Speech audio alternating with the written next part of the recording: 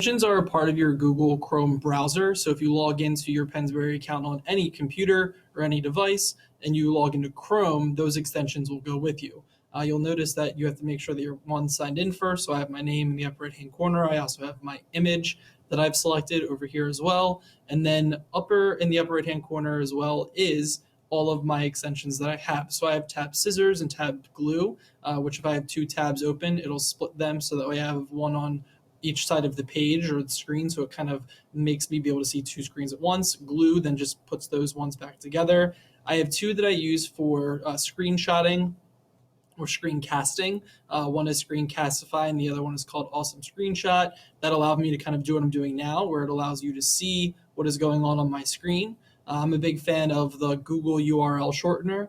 If you click on it, it gives you if I go to a website and you click on it, it'll give you a shortened version of that URL. So if you're trying to give someone a link and you can't just email it to them or post it on Classroom, it gives you that. I can then copy that from here. It also gives me a QR code, so that way I don't have to go to a QR code generator. It will automatically do that.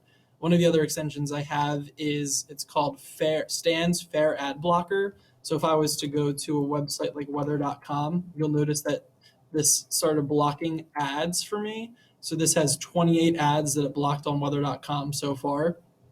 And those would just be posted all over the place. And you can kind of see blank spots on here. And that's where ads would have been or pop-ups would have happened. So just on weather.com's main page, there are 28 ads that the Fair Ad Blocker blocked for me. The next is WeVideo, which I use to make all of my screencasting videos, and then some Google Drive specific ones. So there's a ton of different Chrome extensions that you can use, and I'm going to first teach you how to get there. That way you can find ones that you would like to add and how you can add them to your own Chrome browser as well. So all you have to do in the Omni bar at the top is type in Chrome Web Store and hit enter. It'll come up, and the first one happens to be apps. The second one happens to be extensions. So if I click on Chrome Web Store category extensions, I get here, and there's a search in the top. So if I was looking specifically for, let's say, that ad blocker one, I can just put in ad blocker and hit enter. And then this is the one that I have added, and you can hit more extensions up here. It'll usually give you the extensions, themes, and apps if they're available, but it just gives you usually 3 as a preview. So if you click more extensions, you can then see more of those results. And if you wanted to add something, you just click on Add to Chrome. If it costs money, it'll tell you. Usually they're free. You can search by that over here as well. You can check off free just to make sure that you're getting all of the ones that are free on there.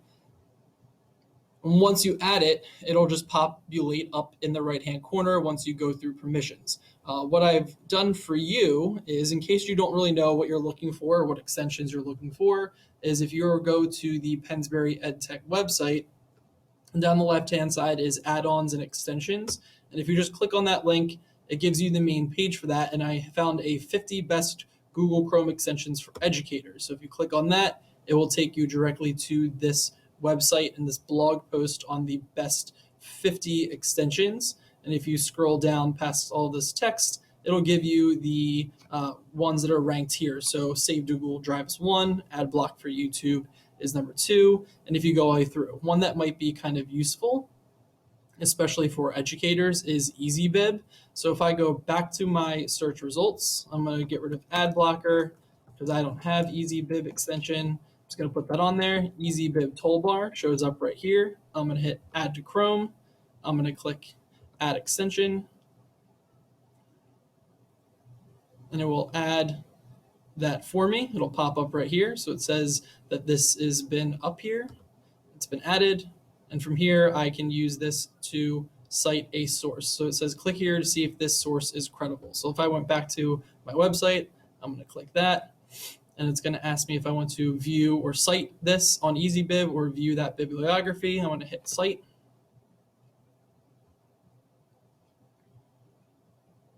And it's going to bring up, this is how you cite an MLA. It's going to go through the information. I can create the citation below and then copy and paste that for that website.